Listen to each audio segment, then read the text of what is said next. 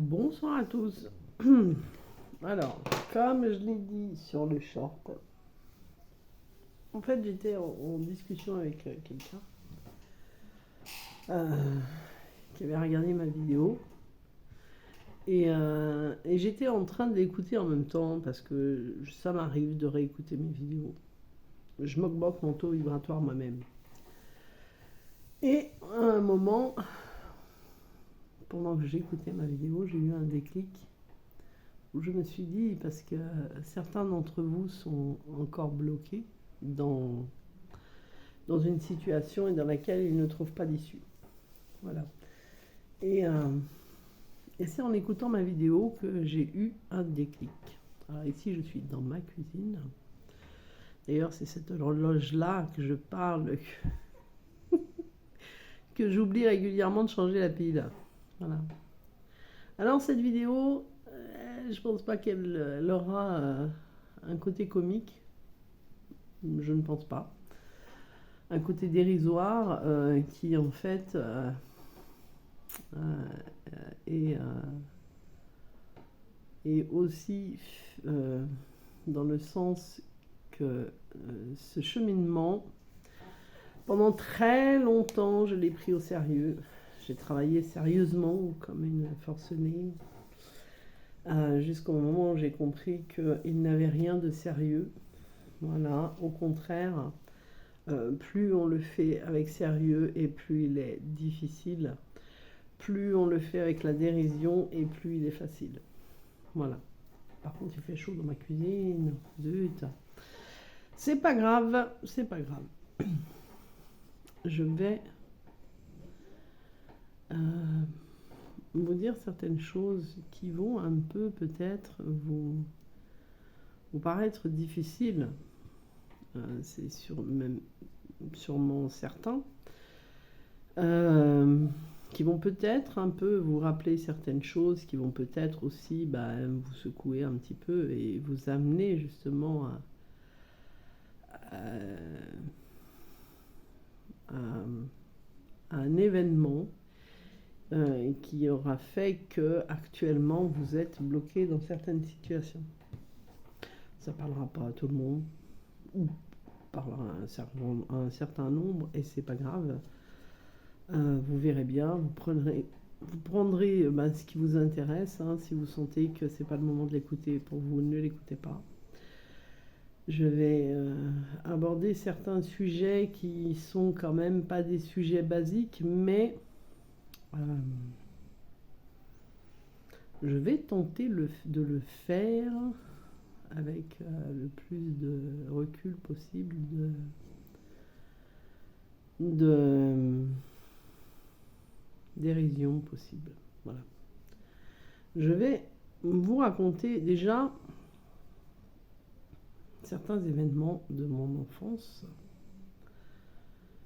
et peut-être que certains événements vous parleront à vous aussi ou vous rappelleront certaines choses qui en fait ont sûrement pour certains, je sais que pour certains se rappeler de certains événements est compliqué. Voilà.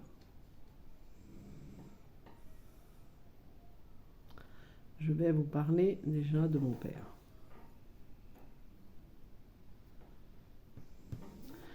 Mon père, je ne l'ai connu que quelques années. C'est-à-dire que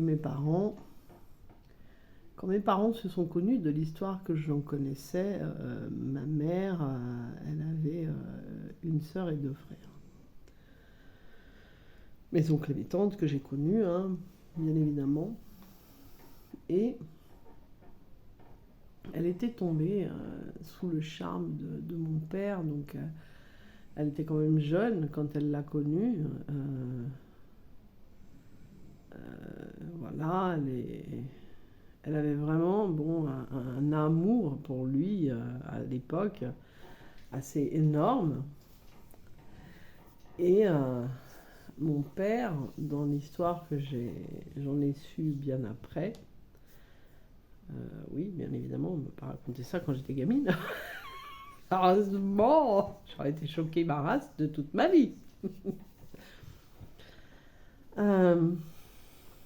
Avait dit à ma tante, père son âme, qu'il accepterait d'aller avec ma mère que si ma tante acceptait d'aller avec lui pour une histoire d'une nuit, quoi, voilà. Là-dessus, qu'est-ce que je pourrais en dire? Je ne sais pas, ça ne me regarde pas, c'est pas mon histoire, c'est voilà, ça les regarde eux-mêmes. J'ai su ça bien après.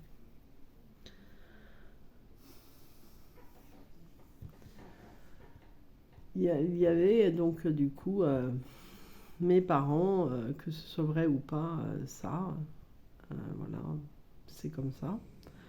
Mes parents donc se sont fréquentés, ils ont eu ma sœur, une fille, et donc ma sœur aînée, et ensuite ils ont eu moi. Voilà.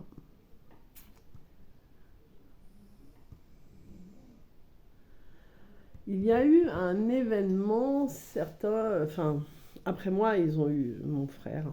Voilà, ils ont eu 3 enfants dans leur relation. Mon père était quelqu'un de,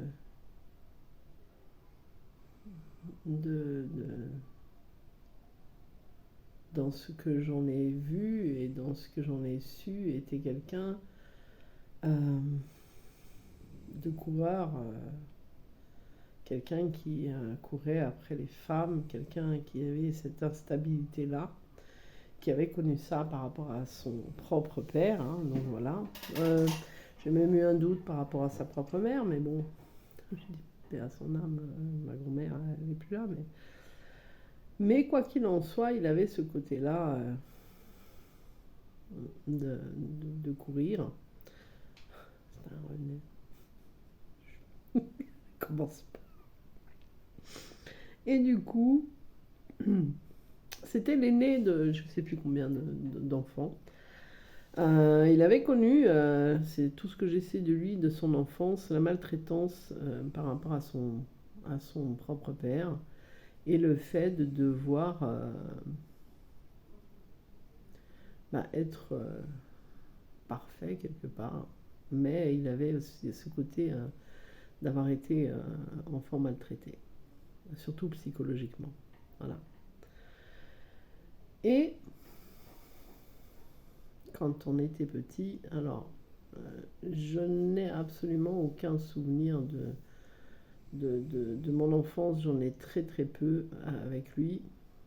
J'ai quand même quelques souvenirs qui sont assez marquants, puisque dans les souvenirs que j'ai, une fois il est rentré dans la maison, donc mes parents étaient séparés à ce moment-là, il est rentré dans la maison et il nous a enlevé, ma soeur et moi, et je m'en rappelle parce que euh, il me portait sur ses épaules et je tenais comme ça mon père par sa mâchoire, et à chaque fois qu'il marchait, il y avait ses dents qui claquaient. Voilà. Euh, Avant ça, j'ai aucun souvenir de mon père. Aucun. Je connais son comportement parce qu'on me l'a raconté et parce que, bien évidemment, quand mes parents se sont séparés, on pose des questions, on se demande pourquoi, hein, voilà. Et dans tous les événements que j'ai su, donc cet enlèvement-là, celui-là, je me rappelle qu'on a été enlevé, je me rappelle que on a été emmené par lui avec ma tante, donc la sœur de ma mère, enfin chez ma tante, la sœur de ma mère, qui habitait avec un gars à l'époque. Et, euh, et je me rappelle parce que j'ai une grand-mère, hein, j'avais, et à son âme je ne l'ai plus, mais c'était vraiment la, la patriarche de cette famille. C'est impressionnant parce que elle avait une force de caractère impressionnante. Elle avait fait la guerre à l'époque comme résistante. Et Elle était jeune, hein, parce elle avait 16 ans. Elle avait eu un papa, donc mon arrière-grand-père, qui en fait avait des difficultés d'alcool et qui est décédé devant elle, hein. Je l'avais raconté, je crois, une fois. Mon arrière-grand-mère avait une maison à 2 étages et il était monté, enfin ma grand-mère est montée avec ses 2 enfants parce qu'ils ont vécu des choses dramatiques, hein. Et lui, il les a rejoints après et ma grand-mère lui avait acheté des nouveaux chaussons et à l'époque c'était une lampe à pétrole et il a glissé dans les escaliers. Il a brûlé comme ça. Il est mort de cette manière-là. Quand j'ai fait mes recherches d'ailleurs, c'est quand j'ai retrouvé son acte de décès, père son âme, c'est quand même écrit qu'il n'est pas décédé sur place, hein, tout de suite, mais quelques heures après. Dans sa vie, ma grand-mère a vécu des choses très difficiles dans son enfance, au-delà de la guerre, puisqu'elle avait perdu son père jeune. Elle avait perdu aussi un de ses frères, qui a été pareil, décédé de manière difficile aussi. Il avait 1 an, il a été brûlé aussi. Et une sœur à elle qui est décédée d'une maladie infantile, mais quoi qu'il en soit, vous voyez bien déjà que la charge de mon arrière-grand-mère, seule avec ses enfants, et aussi de ma grand-mère par rapport à ça, le karma est quand même assez, enfin, le transgénérationnel est quand même assez lourd.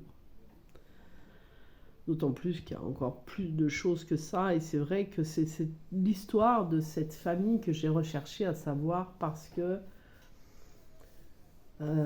il fallait que je comprenne certaines choses.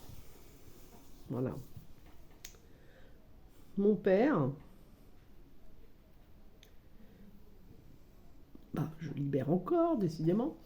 Mon père, quand j'ai connu n'importe quoi.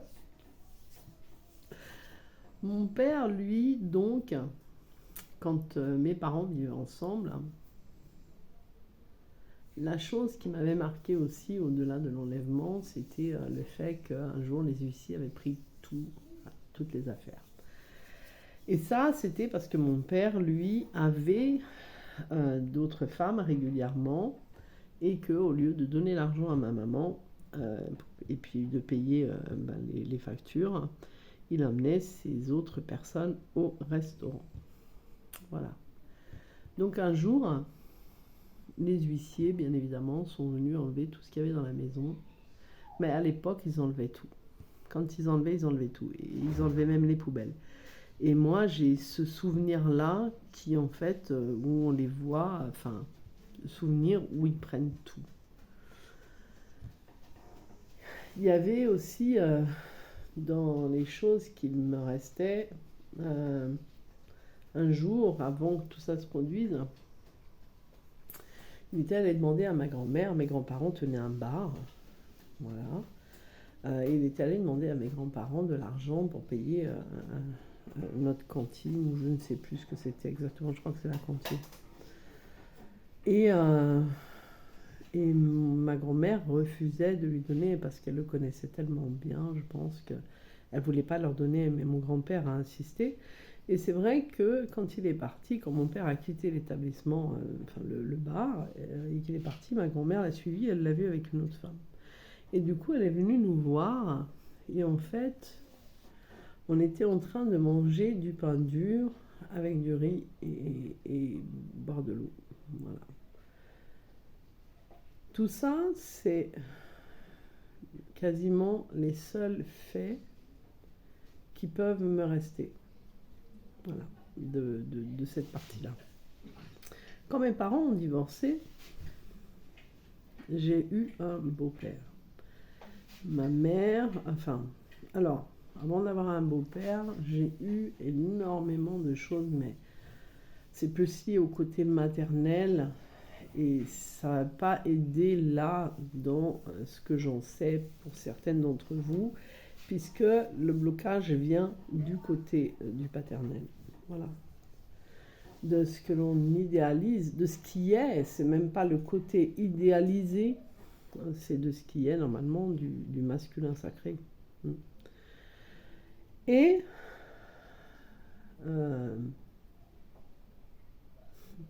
Ouais.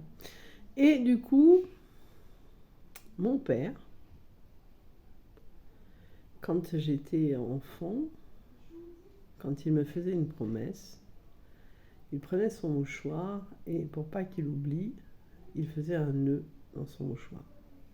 Et il le mettait dans sa poche. Et il me disait, tu vois, je fais le nœud, voilà, comme ça. C'était un pense-bête de l'époque, je ne sais pas. Excusez-moi, c'est mon fils qui regarde un match de foot. Excusez-moi 2 secondes. Voilà, excusez-moi. Et du coup, il le mettait dans sa poche et ça lui permettait de se rappeler des choses. Voilà.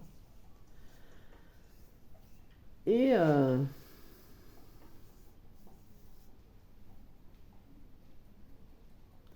il y a beaucoup d'histoires comme ça qui sont assez farfelues. Et en fait, moi, cette image de mon père qui me promet quelque chose, qui fait un nœud, qui le met dans sa poche, ça m'est resté longtemps. Je m'en souviens encore. Voilà, je me souviens encore même de son pantalon, pas de def, parce que c'était l'époque, les années 70. Euh, et j'ai vu quand même dans tout ce que je pourrais m'en souvenir, j'ai vu quand même mon père se battre pour nous avoir, hein, avec ma sœur, pas avec mon frère, parce qu'il n'a jamais connu vraiment mon frère, puisque mes parents se sont séparés quand ma mère était enceinte de lui. Mais en tout cas, c'est par rapport à lui que je m'appelle Pascal en deuxième prénom. Voilà. Parce que c'est lui qui, en fait, comme il avait déjà une fille, aurait aimé un garçon. Et du coup, c'est pour cette raison que mon deuxième prénom est Pascal. Ce qui tombe bien, parce que d'ailleurs, Pascal veut dire le passage. Voilà. Euh, enfin, on sait très bien que c'est pas nos parents qui choisissent. Mais bon, bref. Mon père m'avait un jour promis qu'il viendrait me voir. Et il m'avait promis qu'il achèterait telle chose aussi, euh, avec son fameux mouchoir, mais il ne l'a jamais fait. Voilà.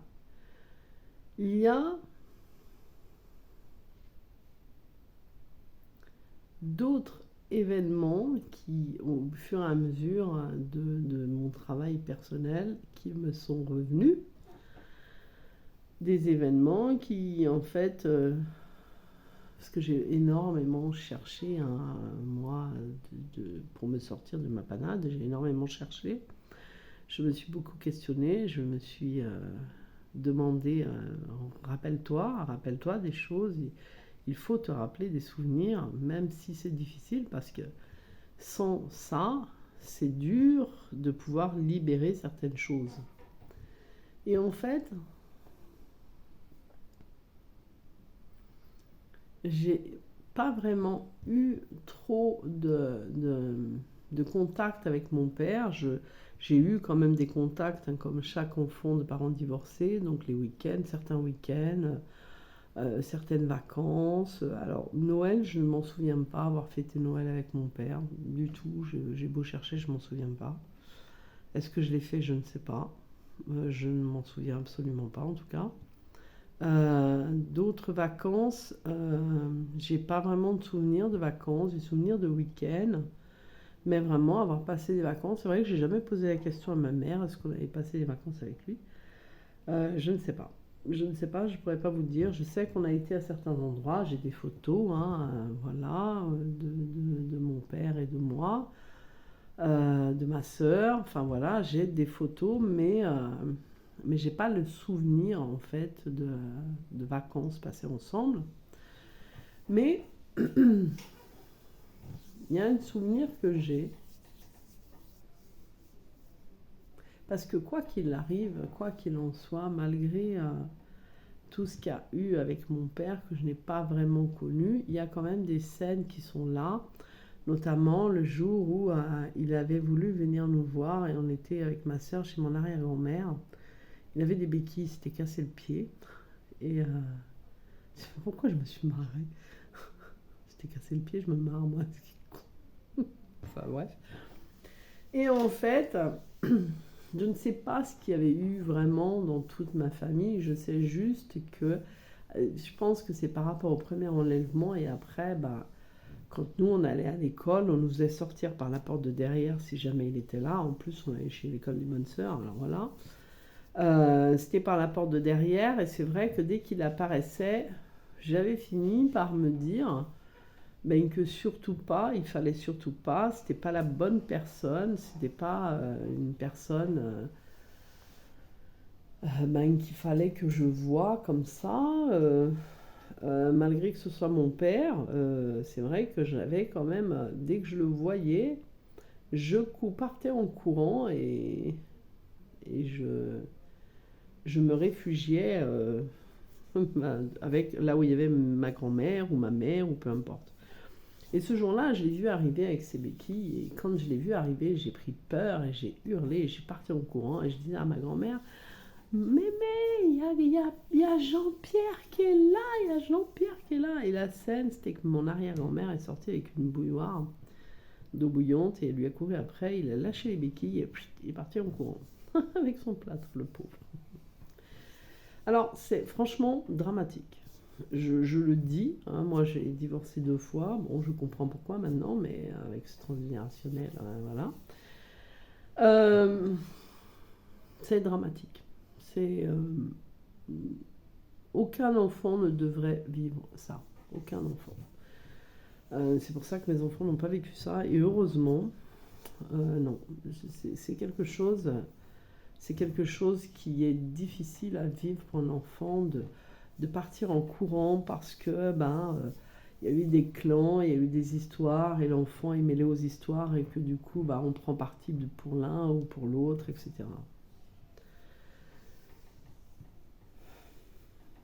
Là où il y a quelque chose à comprendre dans tout ce qui est là, c'est que vous l'avez bien compris, mon père, qui d'ailleurs jouait au foot, balançait toujours ses affaires sales à ma mère en lui disant tu me laveras ça, attends que tes parents, quand mes grands-parents étaient là, attends que tes parents soient partis, tu vas voir ce que tu vas prendre. C'est vrai que c'est vécu, même si moi je ne l'ai pas entendu de mes propres oreilles, c'est vécu dans une... Ça a été bien expliqué, hein, et puis au-delà de ça, bien confirmé malheureusement. C'est quand même quelque chose qui est de l'ordre du dramatique pour un enfant, mais c'est aussi l'image de ce masculin sacré qui en fait est quand même sacrément, pour moi, a été quand même sacrément perturbante parce que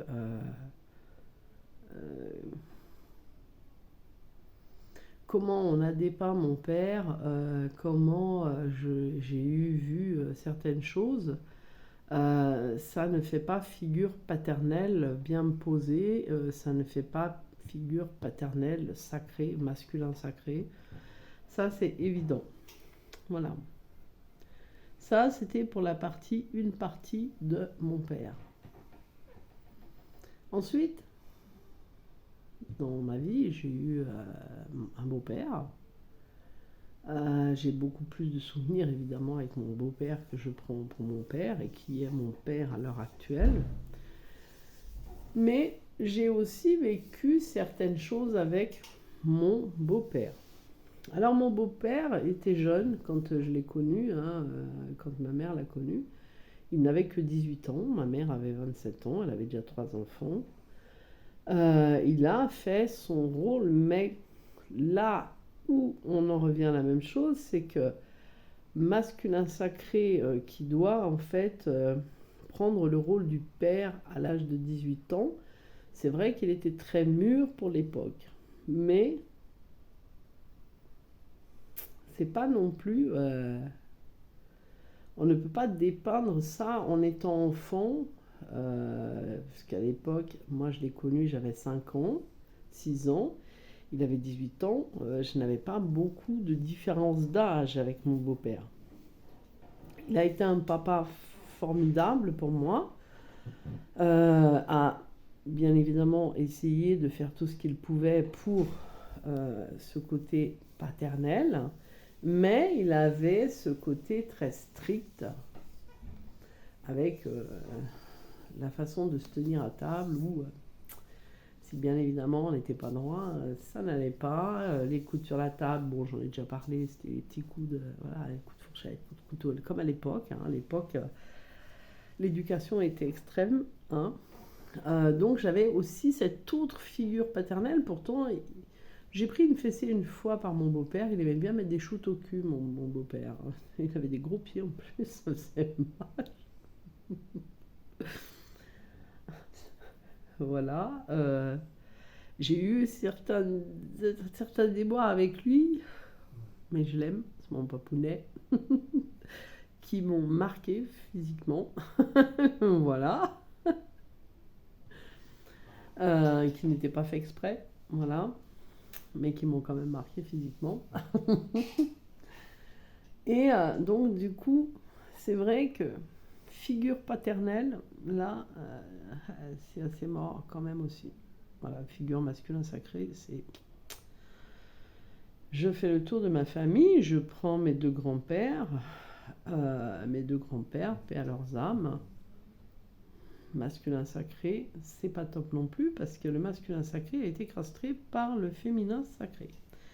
Le féminin sacré de ma famille a vécu des violences physiques, pour certaines, violences morales, pour d'autres, humiliation, beaucoup, parce qu'à l'époque, c'était quand même les époques difficiles, donc des humiliations fortes. Et du coup, c'est un petit peu comme le fait de faire boomerang, voilà, entre les clans comme ça. La plupart des hommes étaient dans la boisson ou courir après les femmes.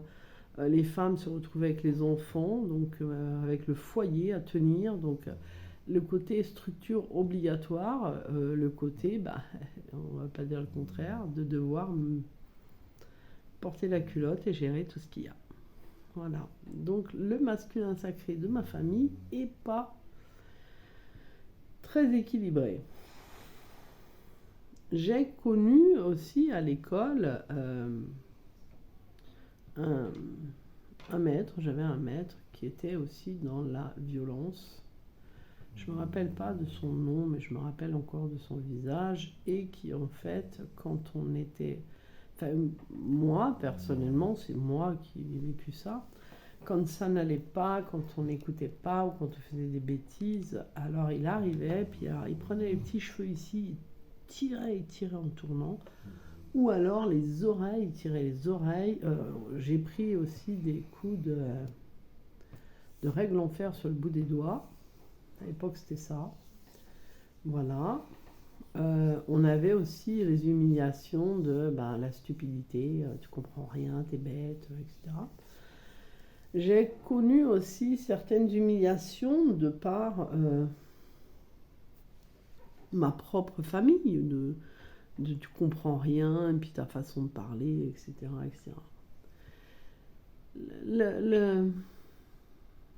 La difficulté dans tout ça, c'est que vous voyez, chez nous, la femme est masculine, dans le XXXL, et l'homme, il a ce côté féminin, voilà, dans le XXXL aussi. Les rôles sont inversés. Les polarités sont inversées, elles sont dans le mauvais corps. Elles sont dans le mauvais corps. Oui, quelque part. Disons que c'est pas qu'elles sont dans le mauvais corps, puisque chacun a les deux. Ils sont pas en parcours. Hein, la chance. Ils ont chacun cette polarité en eux, comme nous, mais elle est... marqués trop dans un sens pour l'un et trop dans un sens pour l'autre par rapport à leur situation. Et cette situation, elle est créée par leurs parents, qui est créée par leurs parents, etc., etc. D'où le fait qu'on en chie quand on doit libérer tout ça. Il y avait à l'époque des façons de faire, et c'est ce qui, comme je disais dans une vidéo, pourquoi tu plies pas, des façons de faire assez difficiles parce que quand on était puni à l'époque, bon, hormis les coups de règle sur la tête, ah oui, j'ai pris aussi des coups de règle sur la tête, sur le bout des doigts, il y avait aussi le fait de excuse-toi, mets-toi à genoux. Mets-toi à genoux. On s'excuse, on se met à genoux. Je pense que pour certains, ça va vous rappeler des choses. Mets-toi à genoux. Voilà. Dans le fait de devoir s'excuser, alors je pense que j'avais la faire en 2 fois, je pense celle-là. Dans le fait de devoir s'excuser, mais aussi quand on faisait des bêtises, en tout cas moi, quand je me rappelle, quand je faisais des bêtises, c'était les explications n'étaient pas comme maintenant. C'est-à-dire que maintenant, moi, si mon enfant fait une bêtise, alors je ne suis pas quelqu'un qui va mettre une fessée, voilà. Mais j'explique pourquoi, j'explique la situation et je demande à mon fils ou ma fille, va te poser, réfléchis, voilà, et quand tu sauras, tu me diras. À notre époque, c'était pas ça. À notre époque, nos parents ne cherchaient pas à savoir si c'était vraiment nous ou pas. Moi, des fois, j'ai été punie parce que ma soeur faisait des bêtises, puis on faisait des sacrés, des fois, celle-là. Et dans ces cas-là, les parents ne cherchaient pas à savoir ce qui se passait, c'était tout de suite va au coin, ou alors on prenait une fessée, voilà. L'humiliation, la fessée, c'est quand même quelque chose d'humiliant, voilà, on va pas dire le contraire. Ou alors c'est mets-toi à genoux et excuse-toi. Voilà.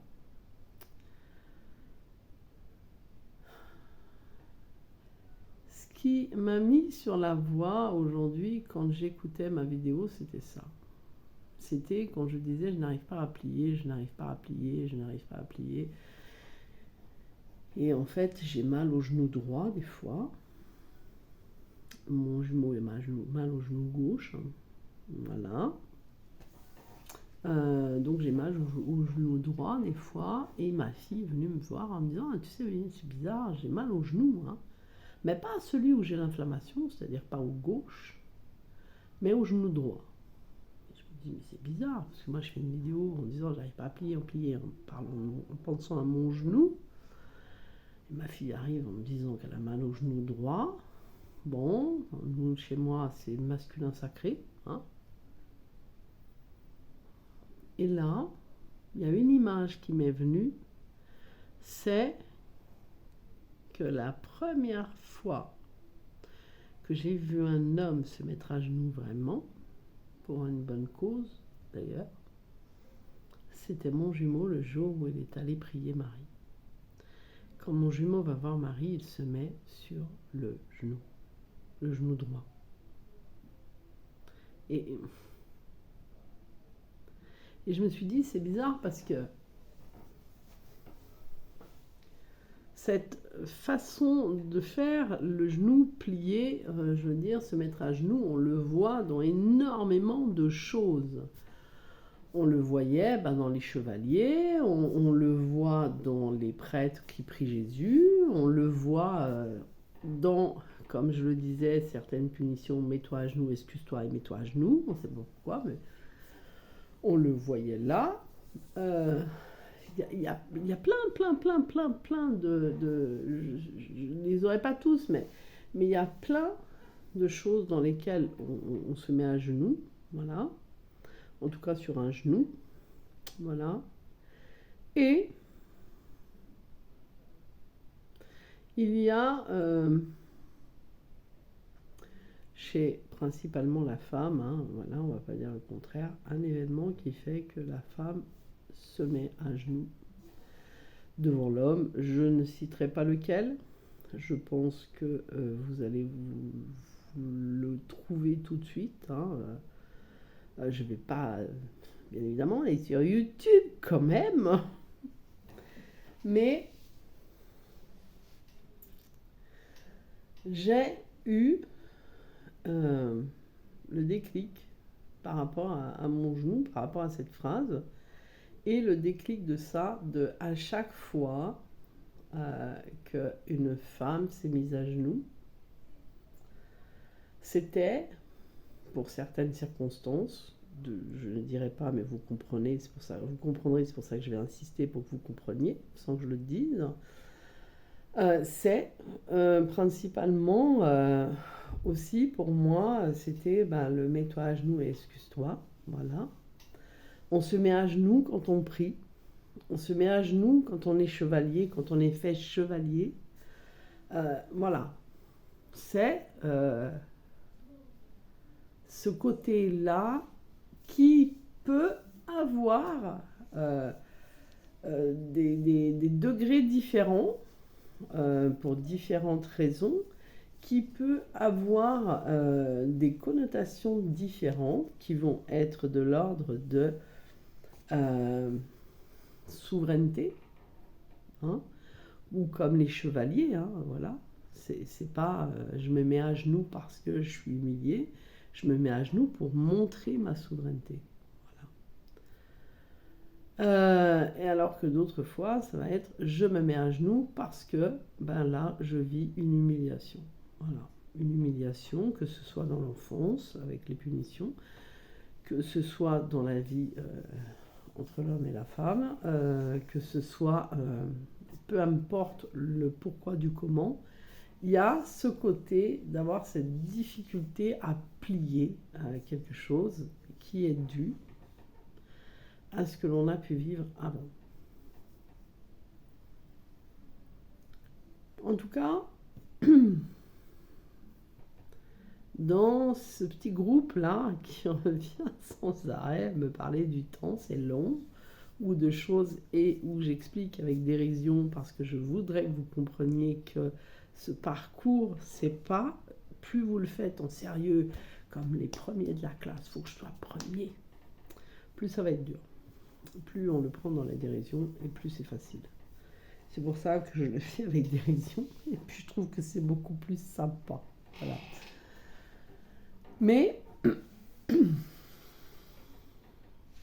pour certaines, vous êtes bloqué par rapport à des choses vécues avec votre père, tout simplement. Dans certaines humiliations, alors je parle pas humiliation, voilà, pas que, parce qu'il peut y avoir, voilà, dans le fait de maintenant se mettre à genoux est lié à une humiliation quelconque, et que du coup vous avez du mal à plier, à lâcher, à être dans le fait de reconnaître votre masculin sacré comme quelqu'un de sacré, voilà, à lui rendre son pouvoir à lui parce que pour certaines, l'homme est lié à ce côté négatif de tout ce que je viens de vous expliquer. Le masculin sacré, comme l'avait dit je ne sais plus qui, doit reprendre sa place, c'est certain. Et moi je ne vais pas répéter les vidéos de certains, c'est leur travail, c'est pas le mien. Mais ce que je vois, moi, dans ce que vous vivez en ce moment, c'est que beaucoup n'arrivent pas à plier en se disant je ne peux pas, en fait, parce que elles ont l'impression que... Alors, quand je dis se plier, je ne vous dis pas de vous mettre à genoux devant votre masculin, hein, c'est pas ça que je vous dis de faire. ce que je vous dis de faire, enfin ce que je vous dis de faire, non, ce que je vous explique par là, c'est que on peut plier, c'est-à-dire être à genoux et être souverain avec son énergie forte. C'est-à-dire que plier dans le sens de lâcher. Lâchez vos peurs, lâchez vos résistances, lâchez ce que vous avez vécu dans votre passé qui a été humiliant.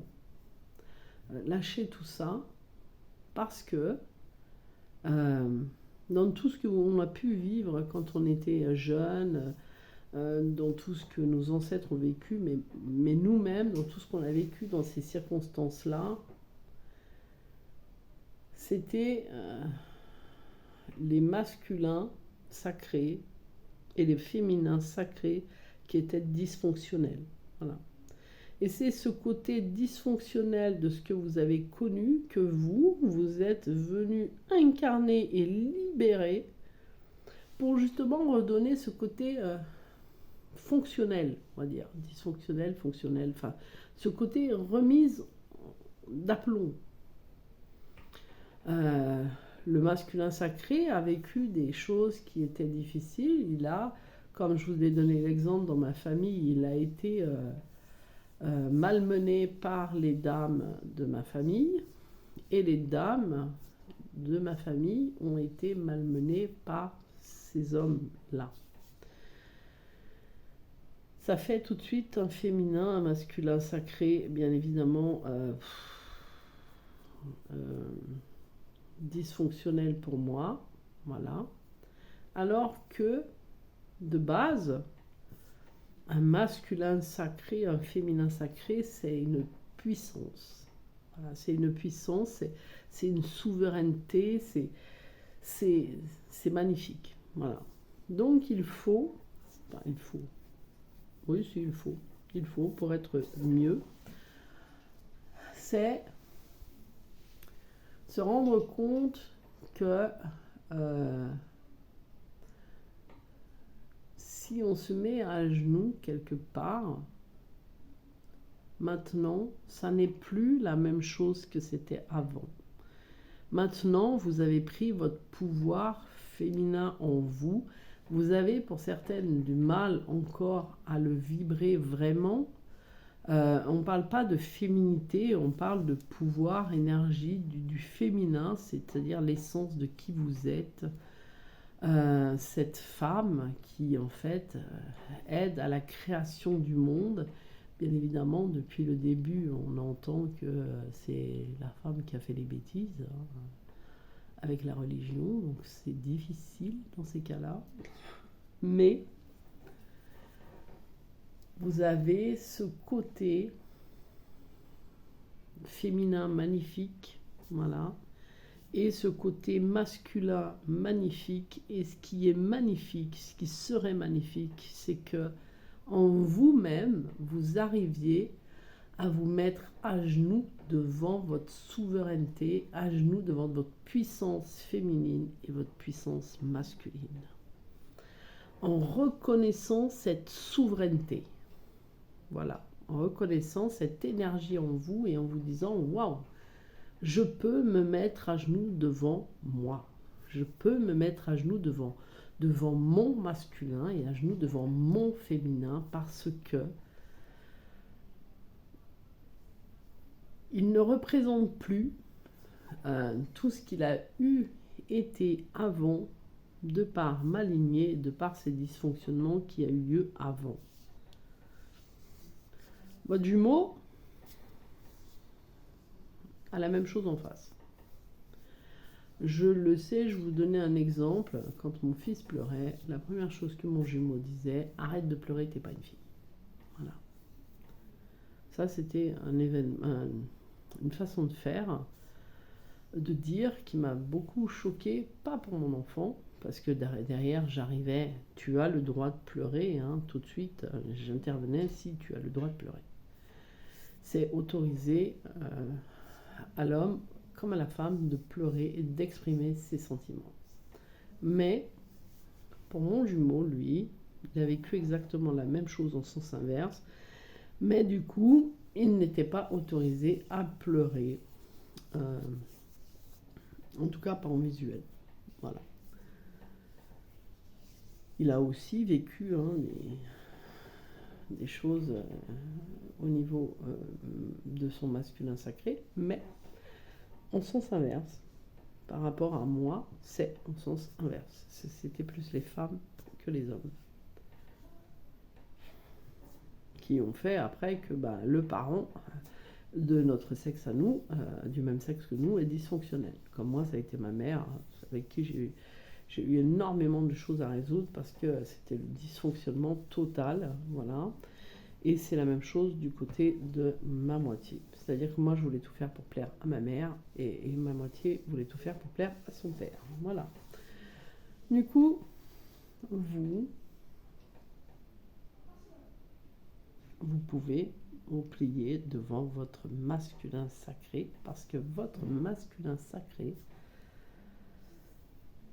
est la puissance du sacré. Mais ça n'enlève en rien votre puissance à vous, puisque là, on n'est pas dans le côté de l'humiliation de l'homme envers la femme ou de la femme envers l'homme. Voilà. Ce qui vous bloque, pour certaines, ce qui bloque, c'est aussi ça. C'est ça. C'est en grande partie ça pour certaines. L'humiliation connue par rapport au père, le fait que le père ait fait des promesses qu'il n'a pas tenues. Voilà. Moi, j'ai eu pas mal, mon père aussi qui m'a déçue quelque part quand j'étais petite. Enfin, j'ai eu une déception parce qu'une fois, il est venu nous chercher avec sa femme de l'époque. Et il devait nous acheter des chaussures. Et moi, j'avais vu des chaussures magnifiques. Magnifiques, elles me plaisaient beaucoup, ces chaussures. C'était des chaussures avec des tout petits talons.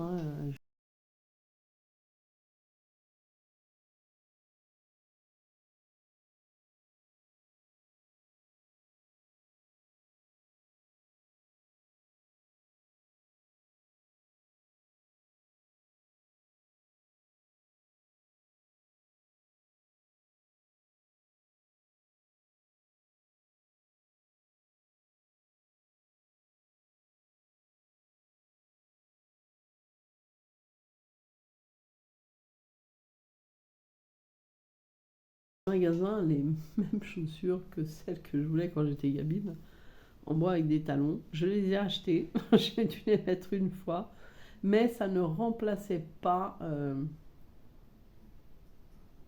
ce que je n'ai pas eu. Voilà. À la limite, j'aurais préféré acheter des chaussures comme ça d'enfant, voilà, pour me dire, voilà, tu vois, tu as pu acheter ces chaussures-là d'enfant, même si tu ne les mettras jamais de ta vie, ces chaussures, tu les as eues. Voilà. Il y a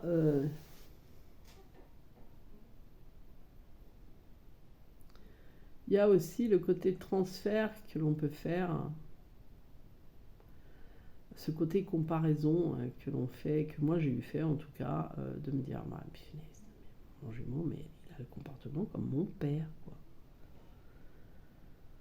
Et c'est aussi l'erreur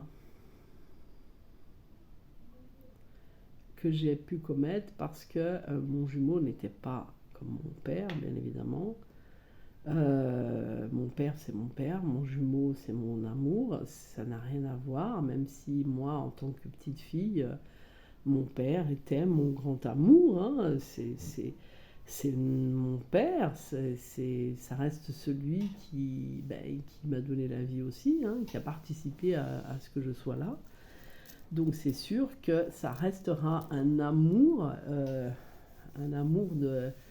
de père-fille, un amour jamais qui a pas abouti loin, mais ça reste quand même, mon père reste quand même le premier homme que j'ai connu dans ma vie. Je ne l'ai jamais revu, j'ai demandé là-haut. est-ce que vous voulez pas me donner une occasion avant que mon père parte ou moi de pouvoir le rencontrer? Ça s'est jamais fait. Ça m'a amené un peu une déception, mais c'est comme ça. C'est que tout simplement, voilà. Il y a aussi un autre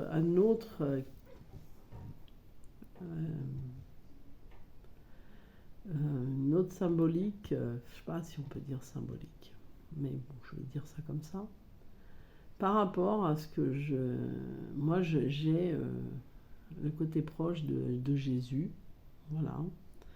Jésus qui, pour moi, représente le Père des Pères, vraiment,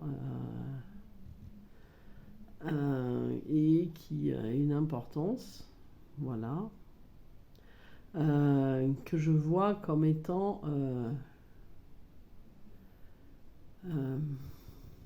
la puissance des puissances, hein, je sais pas comment je pourrais dire, enfin bref. Et c'est vrai que dans la création de ce cheminement-là, de ce parcours-là, de la représentation que l'on en fait, de l'œuvre cosmique et de la séparation des deux jumeaux, etc., il m'a fallu recréer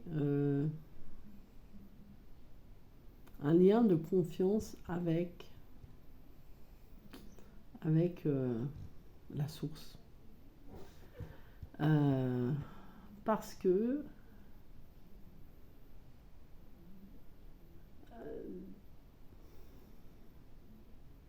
ce cheminement nous amène à nous retrouver seuls. Voilà, seuls. Seuls, sans notre moitié avec nous, hein,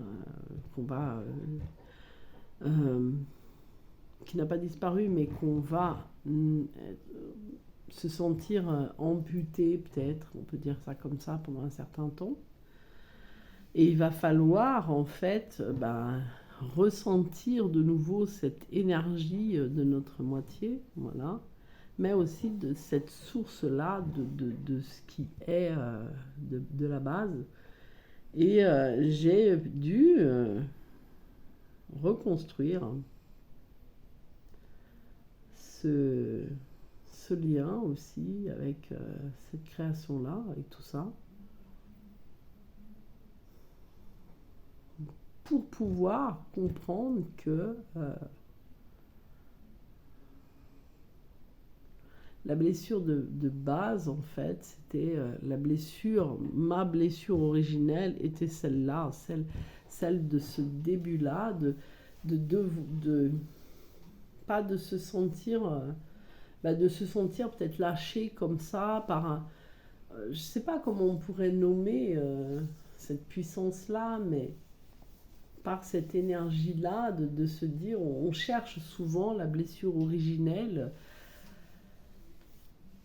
Moi, ça a été ce côté de devoir me réconcilier avec ça. De devoir me réconcilier avec ça en me disant, c'est vrai que sur Terre, mon père, c'est mon père. J'ai mon beau-père qui m'a élevé, qui m'a apporté beaucoup. C'est mon père aussi. Hein, des papas, j'en ai deux, voilà. Un créateur et un guideur, voilà. Et c'est vrai que de base, on est des âmes, on vient au-delà de cette matière-là. Donc, le père de tout, c'est pas... voilà, donc c'est vrai que j'ai eu des guérisons à faire avec mon père, avec mon beau-père, avec toute la lignée masculine de ma famille. Ils m'ont pas raté, cela. Alors, j'allais dire une connerie. C'était pas bien. Je le dirais pas parce que là, ce serait du comique pas bien, mais là, ce serait pas bien.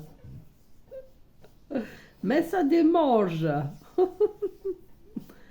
Mais résoudre ce problème-là avec toute cette lignée transgénérationnelle qu'au bout d'un moment on se dit oh là là, il nous fatigue. Mais aussi me guérir de de ça.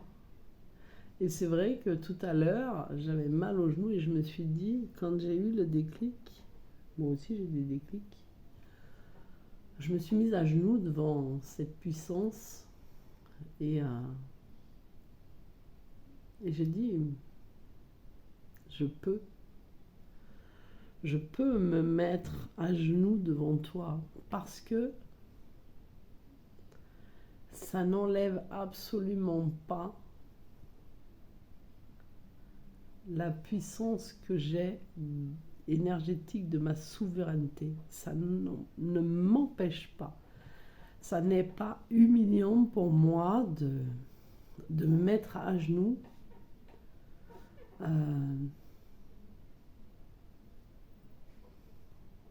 Au contraire.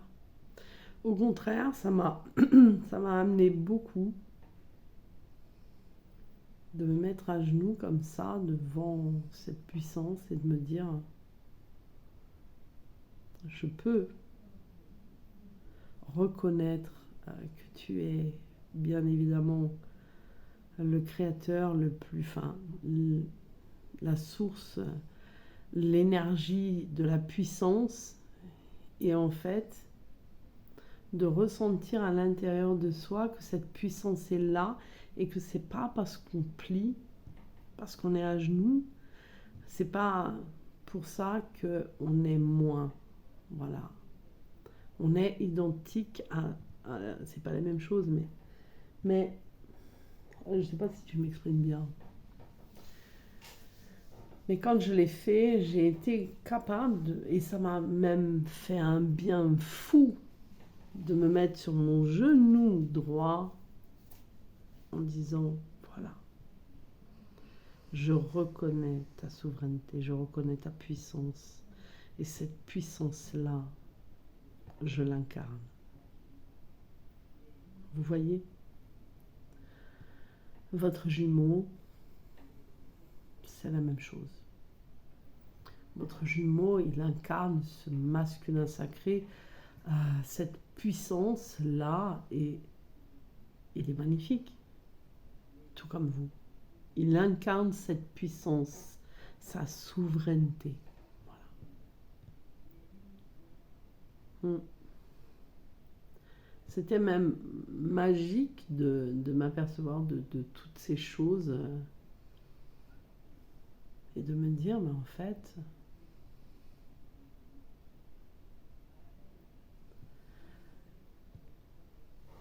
vous êtes la puissance énergétique. Incarnez-la, soyez fiers de l'incarner. Fiers, heureux, je veux dire, pas fiers, fier, moi j'incarne. Non, c'est pas ça que je veux dire. Hein. Je parle pas de la fierté, l'ego mal placé, mais soyez fiers de porter ça. Soyez fiers de vous, de porter ça en vous, de réussir à l'équilibrer. Pliez un genou, pliez les deux genoux. Pliez les deux genoux, votre puissance elle est à l'intérieur. Et rien à voir avec ces humiliations, rien à voir. Et je sais que certaines, elles ont du mal par rapport à leur père parce que elles ont vécu des choses dramatiques aussi et que c'est la peur. C'est la peur. Alors que là, vous pouvez vous mettre à genoux, il n'y a aucune peur à avoir. Vous êtes cette puissance. Voilà. Je pense que je vais m'arrêter là. Laisser un peu digérer les gens parce que c'est vrai que même pour moi qui en fait quand j'ai eu ça et je me suis dit waouh,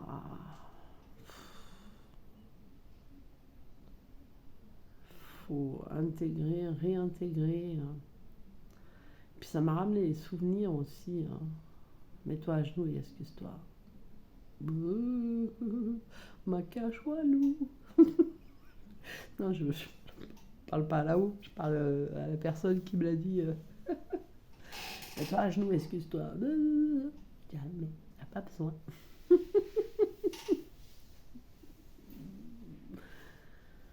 Ouais. j'allais vous dire, je sais pas vous, mais là, j'ai mal au crâne. Mais en même temps, vous n'allez pas me répondre. En tout cas, pas tout de suite, hein, parce que 1 heure. Enfin voilà, plier, c'est aussi reconnaître nos pas, nos responsabilités, et se dire, ah ouais, c'est vrai, c'est vrai. Mais la femme, elle a un lourd fardeau sur les épaules. Un lourd fardeau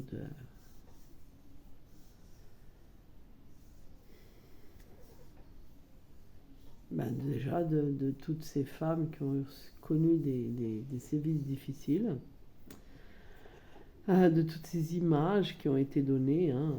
Moi, mon fils, un jour, non, si je il m'a sorti une connerie. Mais tu devrais être dans la cuisine, toi. C'était pour rigoler, il avait entendu ça à la télé. Mais par contre, mon jumeau aime me taquiner en me disant chacun son truc, toi tu fais la cuisine et moi je fais le reste. Ça me va. J'aime autant faire la cuisine que de me taper tous les poulaillers. Mais c'est vrai qu'il aime bien me taquiner des fois, mais ça me dérange même plus. J'ai du répondant.